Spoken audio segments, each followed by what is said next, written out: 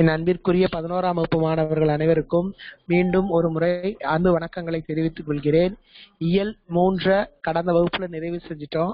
இப்ப இயல் 3ல இருக்கக்கூடிய பிற்பகுதியில இருக்கக்கூடிய வாழ்வியல் திருக்குறள் அப்படின்ற பகுதியைத்தான் இன்றைய வகுப்புல நாம பார்க்க போறோம். சரிதானப்பா?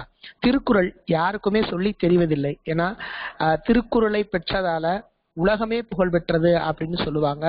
வள்ளுவனை பெற்றதால் பெற்றதே புகழ் வையகமே அப்படின்னு நம்ம சொல்றோம். அப்ப திருக்குறள் உலக பொதுமறை. ஒவ்வொரு மதத்துக்கும் ஒவ்வொரு புனித நூல் இருக்கும். இப்ப இந்துக்களுடைய புனித நூல் எதுன்னு கேட்டா கீதை, அப்படிதான் நம்ம பகவத்கீதைன்னு நம்ம சொல்றோம். இஸ்லாமியர்களுடைய புனித நூல் எதுன்னு கேட்டா திருக்குரான் அப்படின்னு சொல்றோம். கிறிஸ்தவர்களுடைய புனித நூல் எதுன்னு கேட்டா விவிலியம்னு சொல்றோம். ஆனால் ஒட்டுமொத்த மனிதர்களுக்கும் புனித நூல் எதுன்னு கேட்டீங்கன்னா அது திருக்குறள். மனிதனுடைய வாழ்க்கையில மனிதனாக வாழ்வதற்கு தேவையான அத்தனை கருத்துக்களையும் உள்ளடக்கிய ஒரு அற்புத கருத்து கருவூலம் இந்த திருக்குறள். அதனாலதான் இதனை உலக பொதுமுறை என்று தலைமையில வைத்து கொண்டாடுகிறோம். தமிழன்னை தன்னுடைய கைகள்ல அற இலக்கியமாகிய திருக்குறளை கையில் வைத்து ஆட்சி செய்வதாக சொல்றாங்க. அப்படி ஒப்பாரும் மிக்காரும் இல்லாத ஒரு உயர் நூல் இந்த திருக்குறள். இது தெய்வ பணுவல், பொய்யாமொழி, வாயுரை வாழ்த்து அப்படின்னு பல்வேறு மொழிகள்ல வழங்கப்படுது. திருக்குறளை இயற்றியவர் திருவள்ளுவர். திருவள்ளுவரை பற்றி நமக்கு நிறைய செய்திகள் இருக்கு. திருவள்ளுவர் பிறந்த ஆண்டை கூட நம்ம கிமு 31 கூட்டி திருவள்ளுவர் ஆண்டு கணக்கிடப்படுது. பொய்யாமொழி புலவர், நாயனார், தெய்வ புலவர், மாதானுபங்கி, சென்னா போதார் என்று பல்வேறு பெயர்களிலும் திருவள்ளுவரை சிறப்பாக அழைக்கிறோம். அப்படிப்பட்ட ஒரு அருமையான திருக்குறளை நாம படிப்பது மட்டுமல்லாமல் இந்த திருக்குறள் கூறக்கூடிய வாழ்வியல் நெறிகளை வாழ்க்கையில் கடைபிடித்து நாமல் பின்பற்றினோம்னா, கடைபிடித்து ஒழுகினால் நாம் உயர்ந்த நிலையை அடையலாம் என்பது எல்லளவும் சந்தேகமில்லாத கருத்து. எனவே மாணவர்கள் திருக்குறள் சார்ந்த புத்தகங்களையும் திருக்குறளையும் முதல் படிக்கணும். ஒரு நாளைக்கு தினமும் நம்ம ஒரு திருக்குறளையாவது மனனம் செய்ய வேணும். ஏன்னா அது வாழ்க்கையில எந்த ஒரு மூலைனாலும் எந்த ஒரு பகுதியினாலும் நமக்கு பயன்படும். இது என்னன்னா எல்லா காலங்கள்லயும் எல்லா மதத்தவரும் எல்லா இனத்தவரும் எக்காலத்துக்கும் பின்பற்றப்பட வேண்டிய ஒப்பற்ற உயர்ந்த கருத்துக்களை அள்ளி வழங்கக்கூடிய ஒரு நூல். அதனாலதான் இன்னைக்கும் அதோடைய பெருமை. திருக்குறளை பல மொழிகள்ல மொழிபெயர்த்திருக்கிறாங்க. அது நமக்கு மிகப்பெரிய பெருமை. ஜியு போப் திருக்குறளை ஆங்கிலத்துல மொழிபெயர்க்கிறார், லத்தீன்ல மொழிபெயர்த்திருக்கிறாங்க. இப்படி பல்வேறு மொழிகள்லயும் மொழிபெயர்க்கப்பட்ட நூல். உலகத்துல முதலில் அச்சிடப்பட்ட நூல்னு சொல்றாங்க. சரிதானா? அப்ப அதிக அளவில் அச்சிடப்பட்ட நூல் எதுன்னு கேட்டா இந்த திருக்குறள். இந்த திருக்குறளை நாம் வாழ்க்கையில கடைபிடிக்க வேண்டும் என்று மாணவர்களுக்கு அன்பு வேண்டுகோளை வைக்கின்றேன். இந்த திருக்குறள்ல பாருங்க நமக்கு என்னென்ன இருக்கு அப்படின்னா, திருக்குறள் உலக பொதுமறை என்று போற்றப்படும் தமிழ் இலக்கியமாகும். இது உலக மக்கள் அனைவருக்கும் எந்த காலத்திற்கும் எவ்வகையிலும் பொருந்தும் வகையில் அமைந்தமையால் அவ்வாறு போற்றப்படுகிறது. மறைனா வேதம்னு அர்த்தம்ப்பா. நான் சொன்ன உலகம் அனைத்திற்கும் ஒரு பொதுவான வேதம் இந்த திருக்குறள்.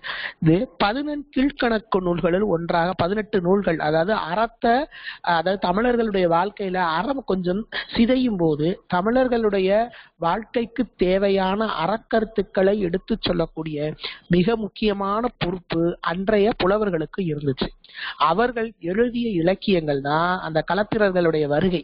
அவர்கள் வந்ததுக்கு அப்புறம் தமிழர்கள் தங்கள் கீழான ஒழுக்கங்களை பின்பற்ற ஆரம்பிச்சிட்டாங்க. அப்ப தமிழர்களுக்கு நல்லதை எடுத்து சொல்றதுக்காக புலவர்கள் எழுதிய அற இலக்கியங்கள் பெரும்பாலும் 18 கீழ்கணக்கு நூல்கள்ல கிட்டத்தட்ட 11 நூல்கள் அற இலக்கியங்களாக இருந்திருக்கு.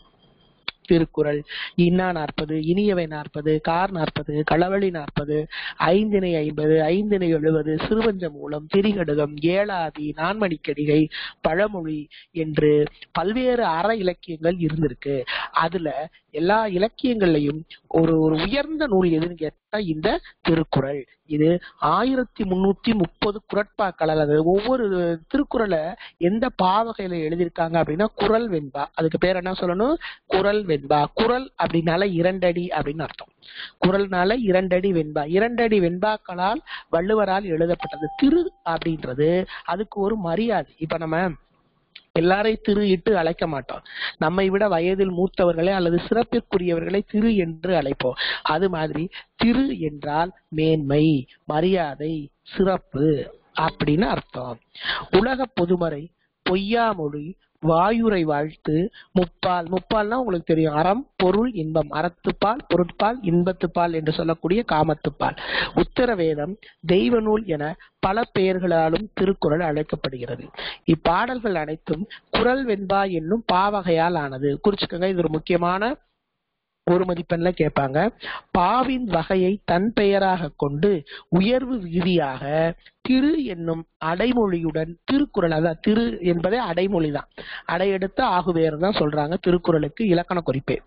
அப்ப 7 சீர், ஒவ்வொன்றும் இப்ப மேல 4 சீரு கீழே 3 சீரு. திருக்குறள்ல மேல 4 சீரு கீழே 3 சீரு, மொத்தம் எத்தனை சீர்பா? 7 சீர். அதான் சொல்லுவாங்க, அதாவது திருமால் கூட 3 அடியால் உலகத்தை அளந்தாரா, ஆனா திருக்குறள் 2 அடிகளில் உலகத்தை அளந்து விட்டது என்று உயர்வாக சொல்வார்கள்.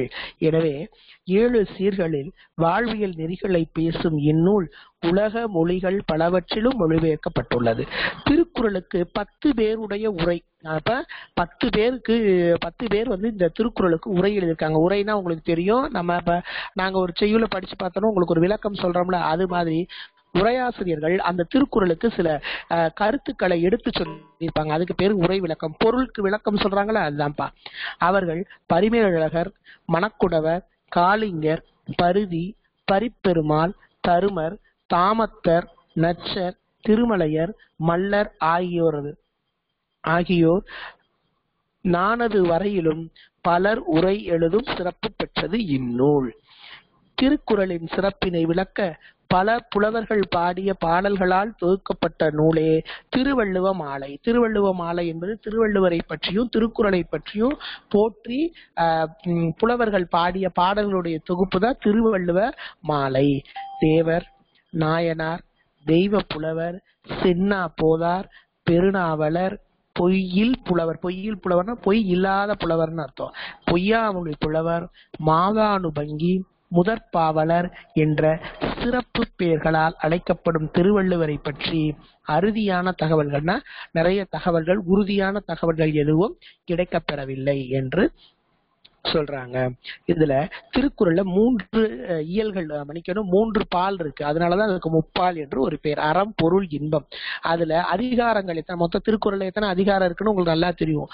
எத்தனை அதிகாரம்? 133 அதிகாரம். அதிகாரத்துக்கு எத்தனை குறள்? 10 குறள். அப்ப மொத்தம் எத்தனை குறட்பாக்கள்? 1330 திருக்குறள்கள் உள்ளன. எனவே அறத்துப்பால்ல 38 அதிகாரமும், பொருட்பால்ல 70 அதிகாரமும், இன்பத்துப்பால்ல 25 அதிகாரங்களும் இருக்கு. இயல், இதெல்லாம் நீங்க ஒரு மதிப்பெண்ல கேட்பாங்க, எப்படி வேணாலும் கேட்பாங்க, குறிச்சு வச்சுக்கோங்க. இயல், அறம் 4 இயல்களும், பொருட்பால் 3 இயல்களும், இன்பத்துப்பால்ல 2. அறம்ல அந்த 4 இயல்களுடைய பெயர்கள் கொடுத்துருக்காங்க. பாயிரவியல், இல்லறவியல், துறவரவியல், ஊழியல். இதுல பொருட்பால்ல அது பக்கத்துல கொடுத்திருக்கிறது. அந்த இயல்கள்ல எத்தனை அதிகாரங்கள் இருக்குன்னு. அரசியல், அமைச்சியல், ஒழிவியல்.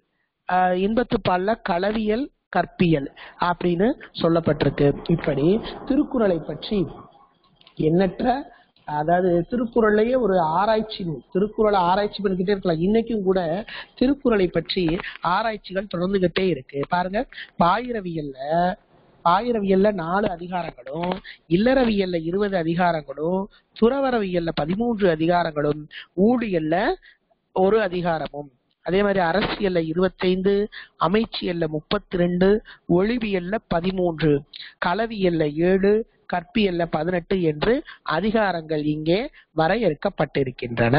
சரிதானா? இதுதான் நம்ம திருக்குறளை பற்றி நமக்கு கொடுக்கப்பட்டிருக்கக்கூடிய செய்தி. இன்னும் திருக்குறளை பற்றி ஏராளமான செய்திகள் இருக்கு. நீங்க அதெல்லாம் தெரிஞ்சுக்கிட்டு வாழ்க்கையில திருக்குறளை ஒரு உயர்ந்த நூலாக என்ன செய்யணும்? கடைபிடிக்கணும். சரிங்களா? பாருங்க, அடக்கம் உடைமை. அடக்கம் அது உடைமை அப்படின்னா என்னப்பா? உடைமைனா கைப்பொருள். ஒவ்வொருத்தருக்கும் இப்ப நம்ம புத்தகத்தை உடைமை பொருளா வச்சிருக்கோம், ஒரு சிலர் வீடு உடைமை பொருளா வச்சிருக்கிறோம். அப்ப நம்மிடம் இருக்கக்கூடிய கைப்பொருள் என்ன அப்படின்னா காசு, பணம், செல்வம், இதெல்லாம் நிலையான உடைமைகள். சில நற்குணங்கள் இருக்கு பாத்தீங்களா, அதை நாம உடைமை பொருளாக வைத்திருக்கணும். அதனாலதான் வள்ளுவர் உடைமை என்று நிறைய அதிகாரங்களை கொடுத்திருக்காரு பாருங்க. அருளுடைமை, அன்புடைமை, அடக்கமுடைமை, ஒழுக்கமுடைமை, அப்படின்னு நிறைய உடைமைகள் வரும். அதை கூட நீங்க எத்தனை உடைமைகள் வருதுன்னு கூட நீங்க பார்க்கலாம்.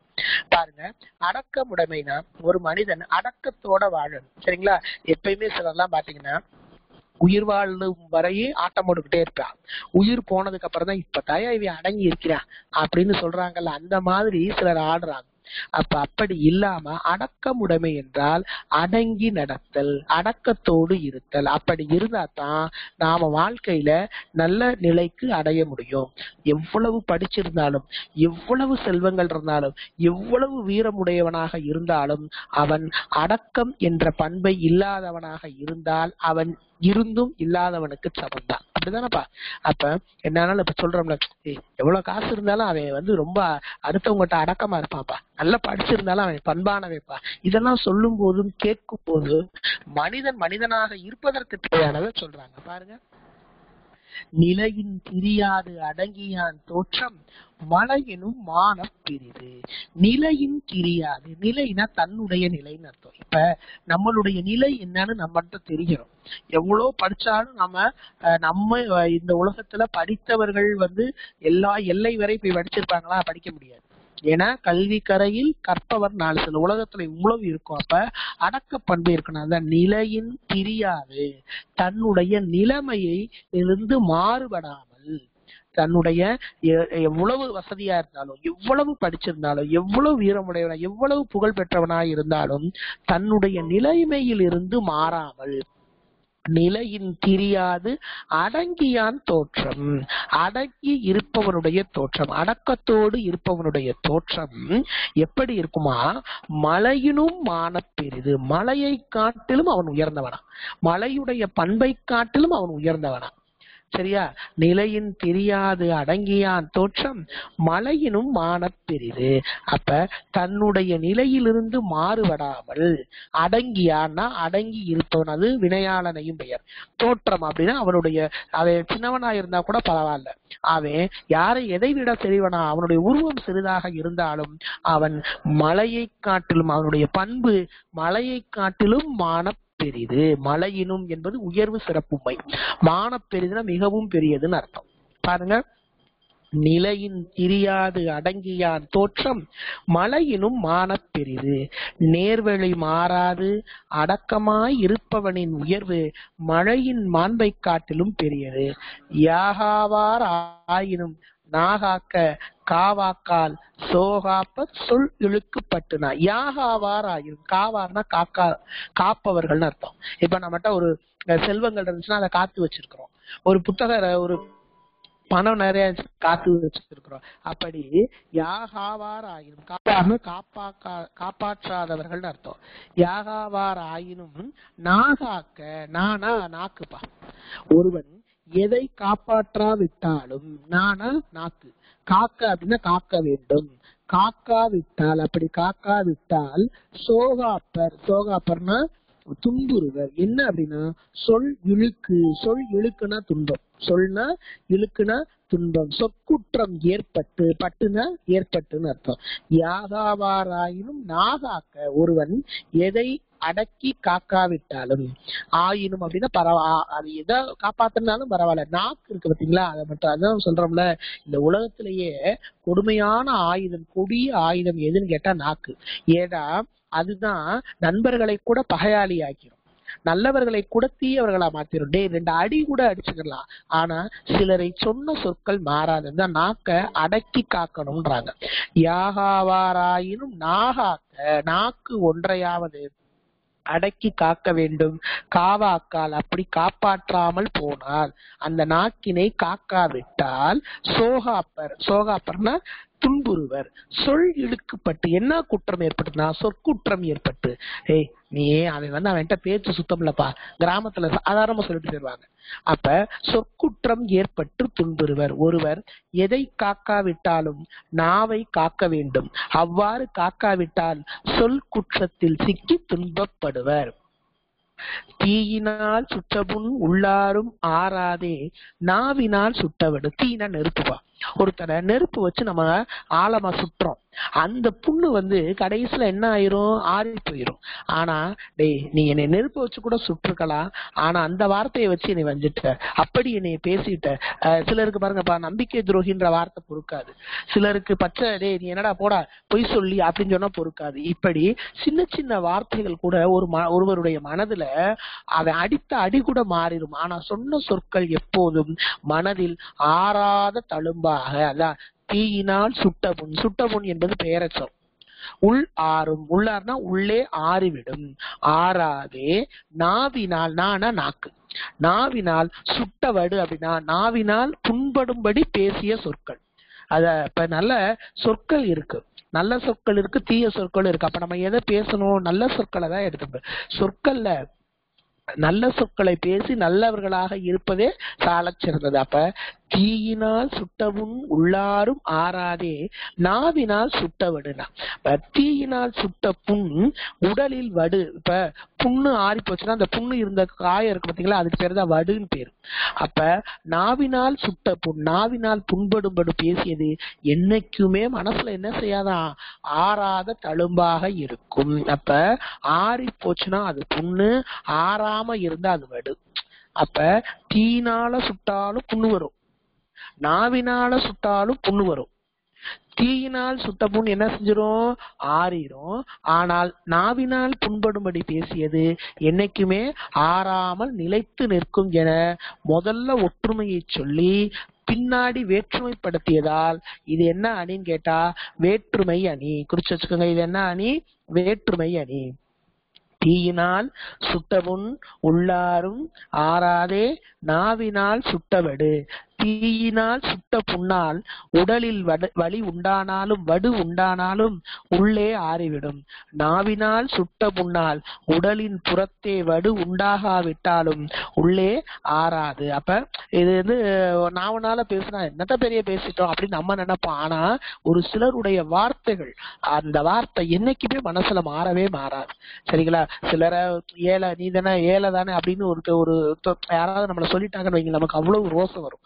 ஏழையா இருந்தாலும் தன்மானத்தோட இருக்கிறோம். அப்ப அதுதான் நம்மளுடைய எவ்வளவு பேசிய சொற்கள், அடித்த அடி கூட மறந்துடும். பேசிய சொற்கள் என்ன செய்யணும், மாறாது. அப்ப கல்லடிய கூட பொறுத்துடலாம், சொல்லால் அடித்தால் அதை பொறுக்க முடியாது. அப்ப முதல்ல தீனால சுட்டாலும் புண் வரும், நாவினால் சுட்டாலும் புண் வரும். இது ரெண்டும் ஒற்றுமைப்பா, குறிச்சு வச்சுக்கோங்க. இது ரெண்டும் ஒற்றுமை. தீயினால் சுட்ட புண் ஆறிரும், ஆனால் நாவினால் சுட்ட புண் ஆறாது என வேற்றுமைப்படுத்தியதால் இது என்ன அணி, வேற்றுமை அணி. என்ன அணி குறிச்சுக்கோங்க. வேற்றுமை அணினா என்னன்னா ஒப்புடைய இரு பொருள்களை கூறிவிட்டு, அதாவது ரெண்டு பொருள்களுடைய ஒற்றுமையை கூறிவிட்டு, ஒப்புடைய இரு பொருளை கூறிவிட்டு ஒன்றிலிருந்து மற்றொன்றை வேறுபடுத்துவது வேற்றுமை அணி. இது அணி விளக்கம். அணி தலைப்பு கேட்டாங்கன்னா 4 எழுதணும். அணி, அணி விளக்கம், சான்று, பொருத்தம். அப்ப அணி விளக்கம் என்பது என்ன எழுதியிருக்கோம், ஒப்புடைய இரு பொருள்களை கூறி, அணி வேற்றுமை அணி. அணி விளக்கம் ஒப்புடைய இரு பொருள்களை கூறிவிட்டு பின் ஒன்றிலிருந்து மற்றொன்றை வேறுபடுத்தி காட்டுவது என்னது, வேற்றுமை அணி. அடுத்து சான்று, இந்த பாடலை எழுதிடணும், இந்த திருக்குறளை எழுதிடணும். பொருத்தம், அணி பொருத்தம்னு போட்டு தீயினால் சுட்டாலும் புண் வரும், நாவினால் சுட்டாலும், நாவினால் புண்படும்படி பேசியதாலும் காயம் ஏற்படும், புண் ஏற்படும் என ஒற்றுமைப்படுத்திவிட்டு தீயினால் சுட்ட பின் முதலில் ஆறிவிடும், ஆனால் நாவினால் சுட்ட பின் என்றும் ஆறாது வடுவாக இருக்கும் என வேற்றுமைப்படுத்தி காட்டியதால் அது என்ன அணி, வேற்றுமை அணி அப்படின்னு முடிக்கணும். சரிங்களா? சரி. அடுத்து ஒப்புரவு அறிதல். ஒப்புரவு அப்படின்னா உதவிப்பா, தொண்டுப்பா. ஒப்புரவுனா தொண்டு. அதாவது என்னன்னா தன்னுடைய தகுதி அறிந்து பிறருக்கு உதவி செய்தல், அதுதான் ஒப்புரவு. ஒப்புரவு அறிதல். தாளாற்றி தந்த பொருளெல்லாம் தக்கார்க்கு வேளாண்மை செய்த பொருட்டு. தாள்னா முயற்சி, ஆற்றி அப்படின்னா செய்துன்னு அர்த்தம். முயற்சி செய்து நாம் ஈட்டிய பொருள் எல்லாம், நாம் சம்பாதித்த பொருள் எல்லாம், நம்ம நிறைய சம்பாதிக்கிறாங்க சிலர். ஆனா அடுத்தவங்களுக்கு என்ன செய்ய மாட்டாங்க, ஒண்ணு கூட கொடுக்க மாட்டாங்க, தனக்காகவே சேர்த்து வச்சுக்கிட்டே இருப்பாங்க. ஆனா அந்த உலகத்துல ஒரு புயல் மழை வெள்ளம் வந்துச்சுன்னு வச்சுங்க, அந்த அவர் சேர்த்து வைத்த செல்வங்கள் எல்லாம் போயிடும். அப்ப இருக்கிற வரையில யாருக்காவது நாம என்ன செய்யணும், கொடுத்து வாழணும். தாளாற்றி தந்த பொருள் எல்லாம் தக்கார்க்கு, முயற்சி செய்து நாம் ஈட்டிய பொருள் எல்லாம் செல்வங்கள் எல்லாம் தக்கார்க்கு அப்படின்னா உரியவருக்கு. எப்பவுமே நல்லவங்களுக்கு உதவி செய்யணும். சிலர் ஏமாத்துறான் விளங்குதுகளா, அப்படி ஏமாத்துறவனுக்கு என்ன செய்யக்கூடாது, உதவி செய்யக்கூடாது. தக்கா இருக்குன்னா அது தகுதி உடையவருக்கு, அந்த உதவிக்கு இவர் தகுதியானவரா என்று ஆராய்ந்து வேளாண்மை செய்தல் பொருட்டு. வேளாண்மைனா உதவிப்பா, உதவி செய்வதன் பொருட்டுனா காரணம்னு அர்த்தம். சரிங்களா? அப்ப விடாமுயற்சி செய்து ஈட்டிய பொருள் எல்லாம் தகுதியானவர்க்கு உதவி செய்வதற்கே ஆகும் என்று வள்ளுவர் சொல்றாரு. பாருங்க, ஒத்தது உயிர் வாழ்வான், ஒத்தது அறிவான் உயிர் வாழ்வான், மற்றையான் செத்த அருள் வைக்கப்படும். ஒத்தது அப்படின்னா உலகத்தோடு, உலக நடைமுறையோடு ஒத்து போகிறவன், உலக நடைமுறையை பின்பற்றுவன் அர்த்தம். உலகம் எப்படி இயங்குதோ அது மாதிரி. அறிவான் அப்படின்னா அறிந்தவன் அர்த்தம். இது வினையாளனையும் பெயர். ஒத்தது அறிவான் உயிர் வாழ்வான். அப்ப உலக நடைமுறையை அறிந்து வாழ்கிறவனே, பிறருக்கு உதவி செய்யக்கூடியவனே இந்த உலகத்துல உயிர் வாழ்பவனாக கருதப்படுவான். ஏன்னா உலகத்தோட நடைமுறையை தெரிஞ்சுக்கிறோம், எதுவுமே நிரந்தரம் கிடையாது.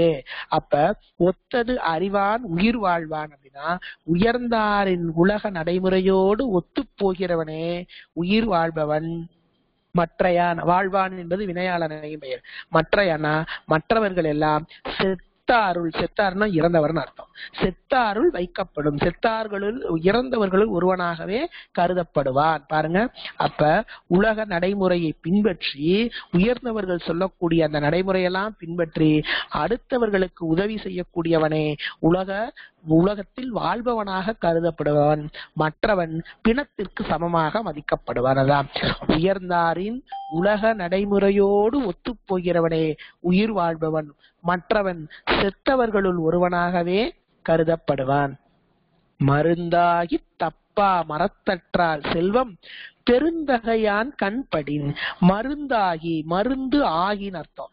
தப்பா மரம் அப்படின்னா தவறாத மரம்னு அர்த்தம். இப்ப சில மரங்கள் பாத்தீங்கன்னா, இப்ப வேப்ப மரத்தை உதாரணத்துக்கு எடுத்துக்கங்களே, அந்த வேப்ப மரம் நுனி முதல் அடிவரை எல்லாமே பயன்படும். சரிங்களா? அது இப்ப பாத்தீங்கன்னா அந்த வேப்பம் பட்டை இருக்கு பாத்தீங்களா, அந்த வேப்பம் பட்டை சில காயங்களுக்கு மருந்தாக பயன்படும். வேப்பம் பழம் பயன்படும், வேப்பங்காய் பயன்படும். அதே மாதிரி அந்த வேப்பம் தளிர் காலையில எந்திரிச்சோம் குழந்தைகளுக்கு லேசா, கிராமங்கள்ல எல்லாம் லேசா கொஞ்சோன்னு அதை அரைச்சு கொஞ்சம் சின்ன குழந்தைகளுக்கு ஊத்தி விட்டா அந்த வயிற்று கீரை பூச்சிகள் எல்லாம் போயிடும். இப்படி வேப்ப எண்ணெய் மாதிரி ஒரு சிறந்த மருந்து எதுவுமே கிடையாது. சரிங்களா? அப்ப வேம்பானது, வேப்ப மரமானது தன்னுடைய நுனி முதல் அடிவரை அனைத்து பகுதிகளுமே பயன்படும். அது மாதிரி அப்ப தன்னுடைய உறுப்புகள்ல பயன்படுவதிலிருந்து தவறாத மரம் போல ஒரு உயர்ந்தவன், ஒரு நல்ல பண்பாளன் விளங்குதுங்களா? சிலர்லாம் அடுத்தவர்களுக்கு உதவி செய்வதற்காகவே ஆண்டவனால் படைக்கப்பட்டவர்களா இருப்பாங்க. அப்படி அவன்கிட்ட அந்த செல்வம் இருந்துச்சுன்னா அது ஊருக்கு அந்த வேப்ப மரம் போல, அதாவது அந்த மருந்து மரம் போல அது எல்லாமுமே பயன்படும். பாருங்க, மருந்தாகி தப்பா மரத்தற்றால், அற்று என்பது ஓம உருவா. செல்வம், செல்வம்னா தெரியும் உங்களுக்கு, பொருள்.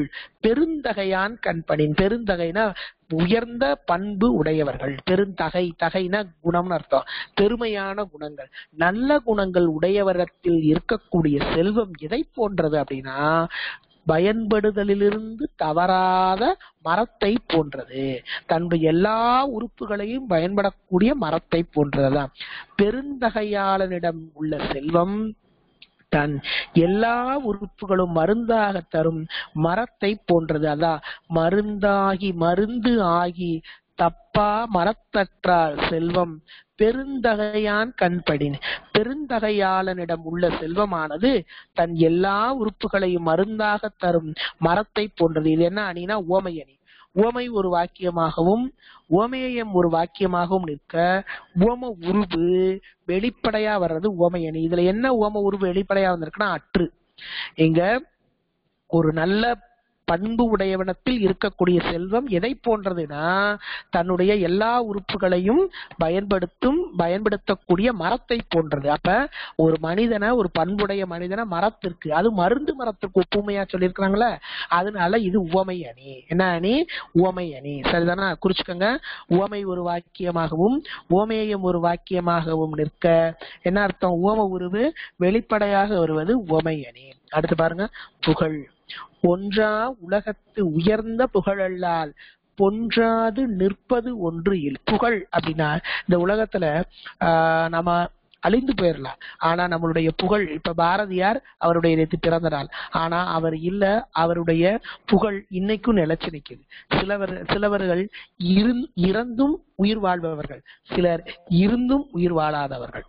அப்ப புகழுக்குரியவர்களைத்தான் நாம, வள்ளுவர் குறளை படிச்சிருக்கிறாரு அப்படின்னா வள்ளுவர் எவ்வளவு ஆண்டுகளுக்கு முன்னாடி இறந்தாலும் இன்றும் அவர் எழுதிய திருக்குறளை நாம படிக்கிறோம். இப்படி காலம் எடுத்துக்கொண்டாலும் அவர்களுடைய புகழ் என்றுமே நிலைத்து நிற்கும். அப்ப நிலைத்து நிற்பது எதுன்னு கேட்டா புகழ்தான். ஒன்றா உலகத்து உயர்ந்த புகழல்லால் பொன்றாது நிற்பது ஒன்று இல். ஒன்றா உலகம் அப்படின்னா இணையற்ற உலகம் அர்த்தம். அப்ப இந்த உலகத்துல நிலையாக இருப்பது ஒன்றாத உலகத்து உயர்ந்த புகழல்லால், இந்த ஒப்பிட முடியாத இந்த உலகத்துல உயர்ந்த புகழ், நல்ல புகழ், உயர்ந்த என்பது பெயரச்சம், உயர்ந்த என்பது பெயரச்சம், புகழ் அல்லால் பொன்றாது அப்படின்னா அழியாதுன்னு அர்த்தமா குறிச்சுக்கோங்க. அழியாமல் நிற்பது அப்படின்னா நிலைத்து நிற்பது, ஒன்று புகழை போல நிலைத்து நிற்கக்கூடியது இந்த உலகத்தில் எதுவுமே இல்லை. அதான் இணையற்ற உயர்ந்த புகழை போல், அதான் உயர்ந்த புகழல்லால், புகழை போல் உலகத்தில் ஒப்பற்ற, அதான் பொன்றாதுன்னா அழியாதுன்னு அர்த்தம், நிற்பதுன்னா நிலைத்து நிற்பது, ஒப்பற்ற ஒன்றாக நிலைத்து நிற்பது புகழை தவிர வேறு ஒன்றும் இல்லை. தோன்றின் புகழோடு தோன்றுக அஃது இலார் தோன்றலின் தோன்றாமை நன்று. தோன்றி புகழோடு அப்படின்னா இப்ப நம்ம மனிதராக பிறவி எடுத்துட்டோம்னா வாழும் காலம் வரை புகழுக்குரிய பண்புகளோடு வாழ வேண்டும். அப்படி வாழாவிட்டால் நாம் வாழ்ந்து நாம பிறக்காமலே இருப்பது நல்லதுன்றார் வள்ளுவர். சொல்றாங்கல்ல, டேவி மனுஷனா பிறந்து என்னடா நன்மை, யாருக்குமே பயன்படாம போயிட்டானே அப்படின்னு சொல்றோம்ல. அப்ப தோன்றின் புகழோடு தோன்றுக அஃதிலார் தோன்றலின் தோன்றாமை நன்று. தோன்றினால் புகழ் தரும் பண்புகளுடன் தோன்றுக. தோன்றுக என்பது வியங்கோள் வினைமுற்று. தோன்றினா தோன்ற போயினால் புகழோடு, அப்ப தோற்றுமே ஆனால், அப்ப புகழோடு அப்படின்னா புகழ் பெற தோன்றுவது நல்லது. அப்படி இல்லாவிட்டால் அது இல்லார் தோன்றல். தோன்றல் என்பது தொழிற்பெயர், தோன்றாமை என்பது எதிர்மறை தொழிற்பெயர். தோன்றாமை என்பது எதிர்மறை தொழிற்பெயர், தோன்றாமல் இருப்பதே நல்லது. வசை ஒழிய வாழ்வாரே வாழ்வார், இசை ஒழிய வாழ்வாரே வாழாதவர். வசை ஒழிய அப்படின்னா இந்த உலகத்துல யார்கிட்டயுமே பழி இல்லாம, வசைனா பழிப்பா, பழி இல்லாமல் பழியை நீங்க வாழ்பவரே, வாழ்வார் என்பது வினையாளன் பெயர், பழி நீங்க வாழ்பவரே இந்த உலகத்தில் வாழ்பவர்களாக மதிக்கப்படுவார். இசை ஒழிய புகழ் நீங்க வாழ்பவர்கள் இந்த உலகத்தில் வாழ்ந்தும் வாழாதவர்களாகவே மதிக்கப்படுவார். பாருங்க, பழி இல்லாமல் வாழ்பவரே வாழ்பவர், அவர் தான் உயிரோட இருக்கிறவங்களுக்கு சமம். புகழ் இல்லாமல் எதுவுமே இல்லாம சிலர் இருக்கிறாங்கள், அவங்க புகழ் இல்லாமல் வாழ்பவர் வாழாதவர்க்கு சமம் என்று வள்ளுவர் சொல்றார். பாருங்க, தவம் வேண்டியாங்கு எய்தலால் செய்தவம் ஈண்டு முயலப்படும். வேண்டிய அப்படின்னா தவம் என்பது இந்த ஐம்பொறிகளையும் அடக்கி ஏதாவது இறைவனை பரம்பொருளை அடைய நினைப்பது, அதுதான் தவம். அப்ப வேண்டிய ஆங்கு நாம் எதை நினைக்கிறோமோ அத விரும்பியதை விரும்பியவாறு எய்தல் அப்படின்னா அடைதல்னு அர்த்தம். எய்தல்னா என்ன அர்த்தம்? அடைதல். எய்தல் என்பது தொழிற்பெயர். செய்தவம் என்பது வினைத்தொகை. செய்கின்ற தவம், செய்த தவம், செய்யும் தவம் வினைத்தொகை. செய்தவம் ஈண்டு அப்படின்னா இங்கேன்னு அர்த்தம். விரும்பியதை விரும்பியவாறே முடியும் என்பதால் நாம தவம் செஞ்சோம்னா மனசை அடக்கி காரியத்துல கண்ணா இருப்போம்.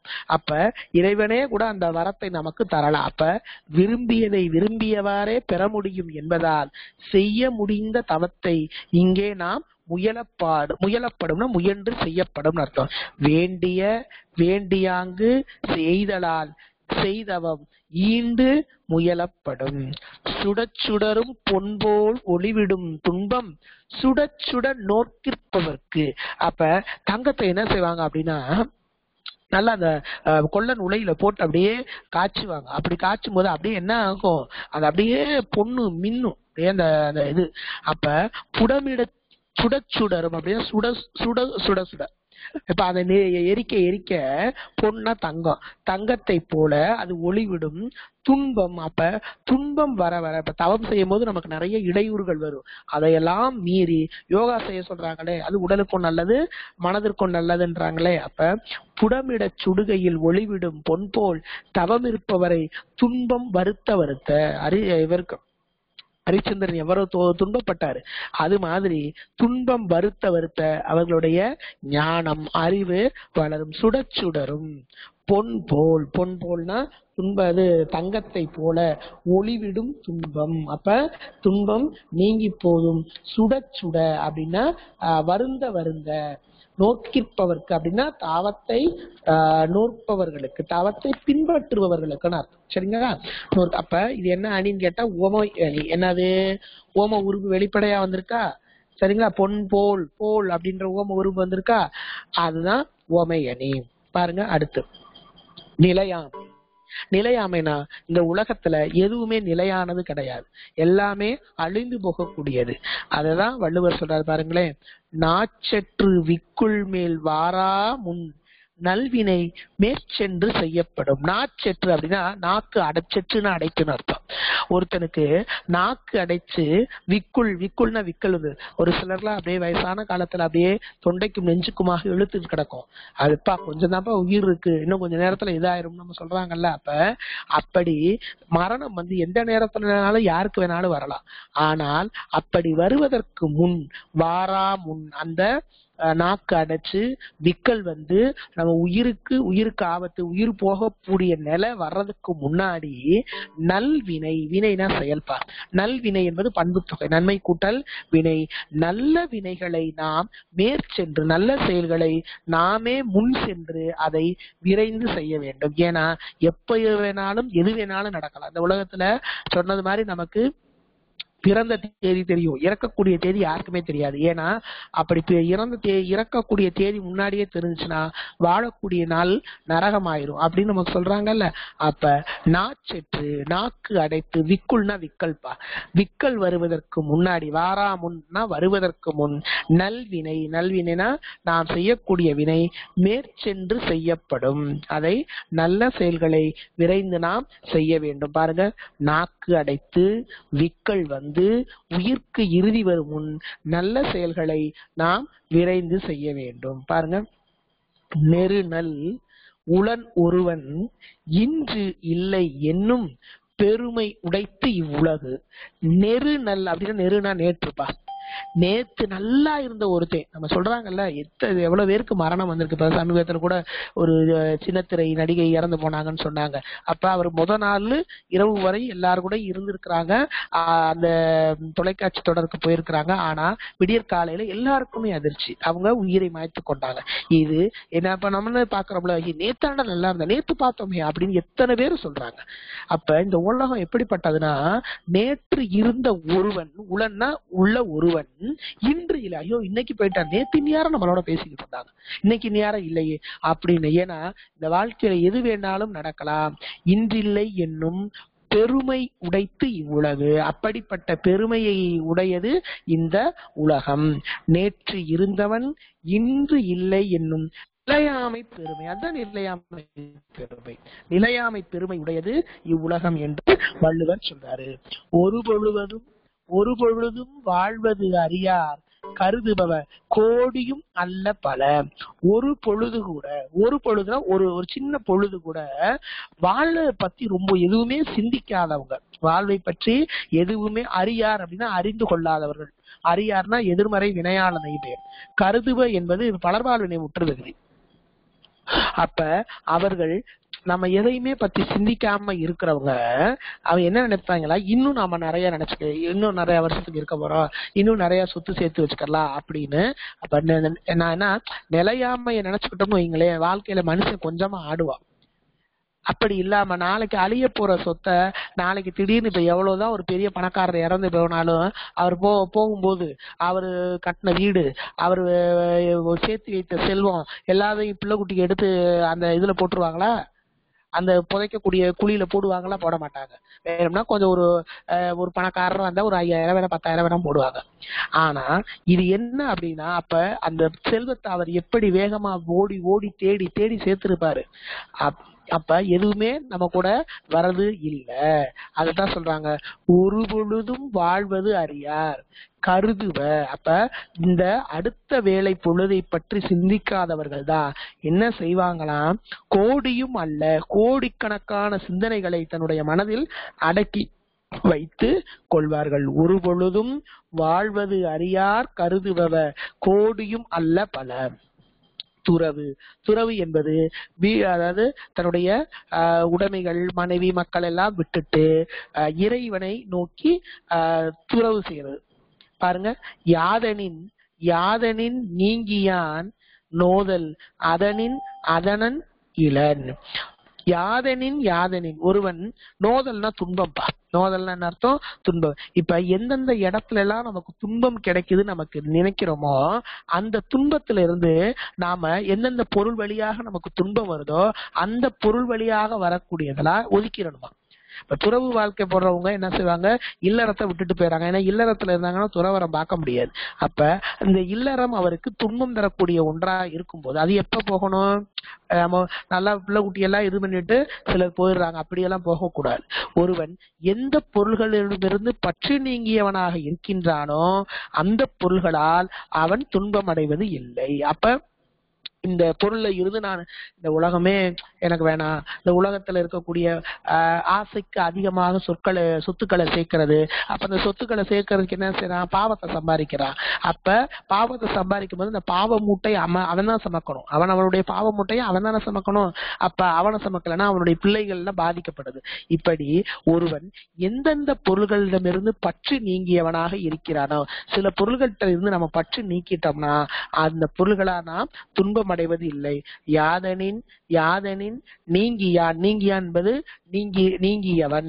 நோதல் என்பது தொழிற்பெயர். அதனின் அதனின் இளன். அந்தந்த பொருள்களின் அவன் இளன்னா இல்லைன்னு அர்த்தம். துன்பம் அடைவது இல்லை.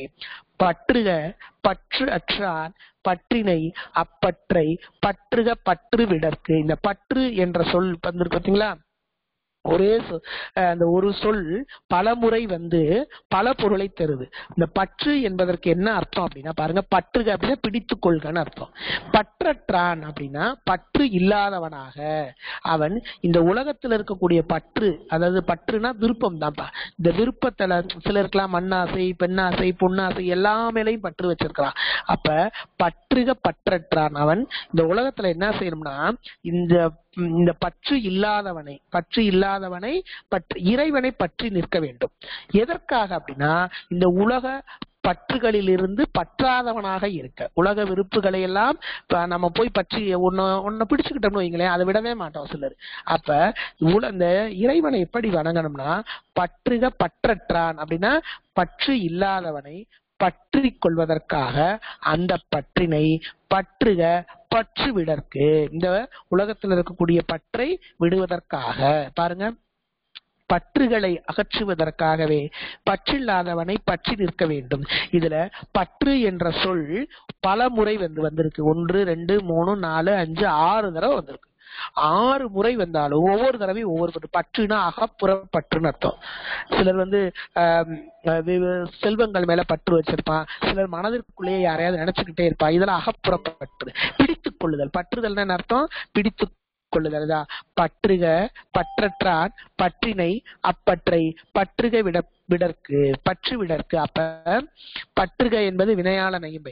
அப்ப ஒரே பற்று என்ற சொல் பலமுறை விட அகப்புறப்பற்று, பிடித்து கொள்ளுதல், விருப்பம் என்ற பல பொருளை தருவதால் இது சொல் பின் வரு நிலையணி. ஒரு சொல் பலமுறை பல்வேறு பொருள்களை தருவது என்ன அணி? சொல் பின் வருநிலையணி. அடுத்து அவா அறுத்தல். அவானா என்ன அர்த்தம்? ஆசை. அவானா என்ன அர்த்தம்? ஆசை. அறுத்தல் அப்படின்னா நீக்குதல். இன்பம் இடையறாது ஈண்டும் அவா என்னும் துன்பத்துள் துன்பம் கெடின். இன்பம் இடையறாது, ஒருவன் இன்பத்தை தான் ஈண்டும்னா இங்கேன்னு அர்த்தம். ஒருவன் இன்பத்தை இடைவிடாமல் பெற வேண்டும் என்று விரும்பினால் என்ன செய்யணும்னா, அவானா ஆசை, அடுத்த பொருள்கள் மேல ஆசை வைக்கிறது, நிறைய பணம் மேல ஆசை வைக்கிறது, நிறைய புகழ் மேல ஆசைக்கிறது, பதவி மேல ஆசை வைக்கிறது. இப்படி அவா என்னும் துன்பத்துள் துன்பம் கெடின். துன்பத்திலெல்லாம் மிக பெரிய துன்பமாக இருக்கக்கூடிய ஆசையே துன்பத்திற்கு காரணம். யார் சொன்னது? புத்தர்.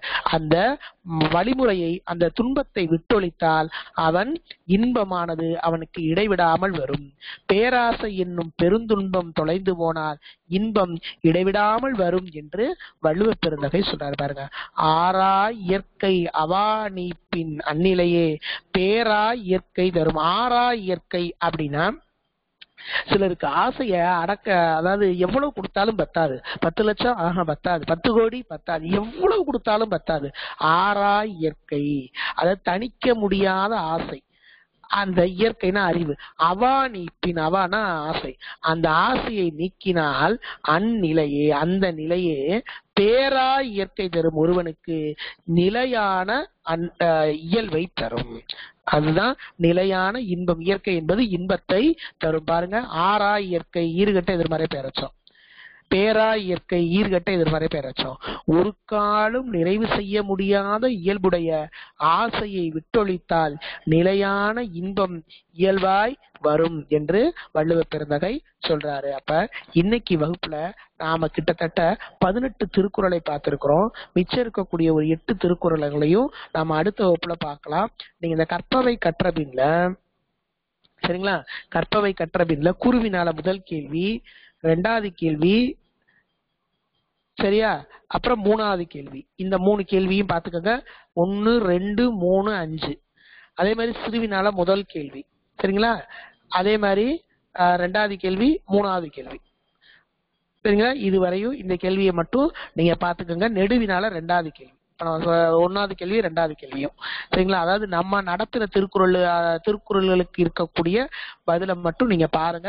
அந்த கற்பவை கற்றபின்ல இருக்கக்கூடிய அந்த ஒரு மதிப்பெண்ணை நம்ம அடுத்து முடிச்சதுக்கு அப்புறம் நீங்க எல்லாம் படிச்சுக்கலாம், சரிங்களா. அப்பப்ப நடத்தி முடிக்கும் போதே நீங்க என்ன செஞ்சிருங்க, முழுமையுமா படிச்சிருங்க, சரிங்களா. இன்னைக்கு திருக்குறள்ல கிட்டத்தட்ட 18 திருக்குறளை பார்த்திருக்கிறோம். அந்த 18 திருக்குறளையும் நாம என்ன செய்யணும் அப்படின்னா, மனப்பாட திருக்குறள்கள் எது எது அப்படின்றத நீங்க நல்லா ஞாபகத்துல வச்சுக்கோங்க. அது போக மிச்சம் இருக்கக்கூடிய திருக்குறளையும் நீங்க நினைவுல வச்சுக்கலாம். பாடல் நெடுவினா எழுதும்போது பாடல் வரிகள் மேற்கோள் காட்டணும், அதை நினைவுல வச்சுக்கோங்க. இன்றைய திருக்குறள் வகுப்பில் இணைந்த அனைத்து மாணவர்களுக்கும் என்னுடைய மனமார்ந்த நன்றிகள்.